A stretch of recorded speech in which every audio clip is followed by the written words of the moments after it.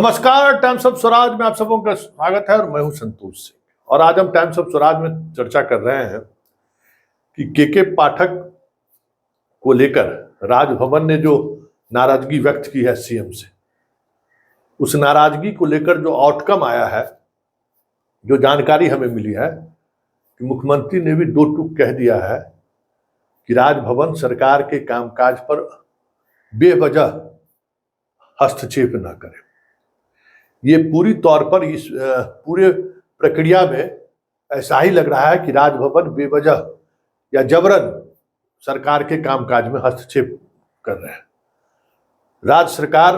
Vice chancellor की बैठक बुलाने के लिए अधिकृत है। बैठक में आना उनके लिए मैंडेटरी है और जिस तरीके से बैठक में नहीं आने के लिए राजभवन की तरफ से पत्र जारी किया गया है, इस पत्र को लेकर सीएम ने गहरी नाराजगी व्यक्त की है और दो टूक कह दिया है कि इस मसले पर विभाग और राजभवन आपस में जो चल रहा है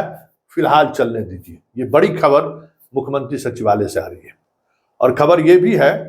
कि कल इस मसले पर मुख्यमंत्री से विभागीय अधिकारियों की बातचीत भी हुई और उस बातचीत में तमाम वो चीजें जो घटित हुई है, कितने बार बैठक बुलाई गई, राजभवन किस तरीके से का पत्राचार कर रहे हैं, सीधे सीधे तौर पर विभाग को पत्राचार कर रहे हैं, उसकी वाइस चांसलर को मना कर रहे हैं, ये सारे प्रोसेस को लेकर गहरी नाराजगी व्यक्त किया है मुख्यमंत्री ने कि नहीं, ये तो एक्सट्रीम है। सीधे सीधे तौर पर आप कार्यपालिका के काम में हस्तक्षेप कर रहे हैं, आप विधायिका के काम में हस्तक्षेप कर रहे हैं, ये नहीं चलेगा बिहार में। मतलब साफ है कि राजभवन और शिक्षा विभाग के बीच में जो चीजें चल रही हैं उसको लेकर सीएम ने दो टूक संदेश दे दिया है कि इस मसले पर वाइस चांसलर जो कुछ भी कर रहे हैं वो गलत कर रहे हैं और ऐसी स्थिति में विभागीय अधिकारी अपनी जिम्मेवारी का निर्वहन पूरी स्वतंत्रता के साथ कर सकते हैं। मतलब ये जो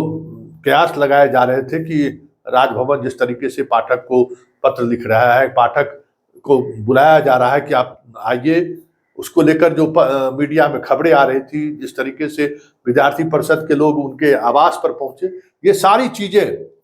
मुख्यमंत्री के संज्ञान में आने के बाद स्पष्टता के साथ ये आदेश निर्गत हो चुका है कि इस मामले में राजभवन हस्तक्षेप ना करे। बात बैंक खाते के फ्रीज करने की बात है कि ये भी बात हुई है कि कई पेंशनर जो हैं 4 महीने से उन लोगों का वेतन प्रभावित हो गया है। ये बाकी जो फैसिलिटीज है, कामकाज, परीक्षा, सब कुछ बाधित हो रहा है। तो इसको लेकर विभाग को निर्देश दिया गया है कि जल्द से जल्द आप बैठक बुलाएं और उस बैठक में अगर नहीं आते हैं कुलपति तो फिर इस मसले का क्या हल हो सकता है या इस मसले पर क्या एक्शन लिया जा सकता है कुलपति पर, इस पर विधि विशेषज्ञों से राय ली जाए। मतलब साफ है कि जो कुछ भी बिहार में हो रहा है, कहीं न कहीं कुछ न कुछ ऐसी घटनाएं घट जा रही है जिस वजह से पाठक को एक अलग तरीके की ताकत मुख्यमंत्री सचिवालय से मिल जाता है। राजभवन के लगातार इस तरीके की कह सकते हैं कि हस्तक्षेप की वजह से ही पाठक अभी तक टिके हुए हैं। न पाठक के बारे में उस ज्ञान भवन में राज्यपाल बोलते, न पाठक इतने दिनों तक बने रहते हो, क्योंकि देखिए गवर्नमेंट को चलाने के लिए ये सब तरह की चीजें जरूरी है। गवर्नमेंट का इकबाल जरूरी है, नहीं तो अगर गवर्नमेंट इस तरीके से अगर बैकफुट पर आने लगे तब तो बहुत मुश्किल है सरकार चलाना। और हमेशा मुख्यमंत्री को ये दिखाए रखना है कि हम पावरफुल हैं, हम स्टेट के, हम हेड ऑफ इंस्टीट्यूशन ही नहीं है, जो मेरा निर्णय होगा वही निर्णय मान्य होना हुआ।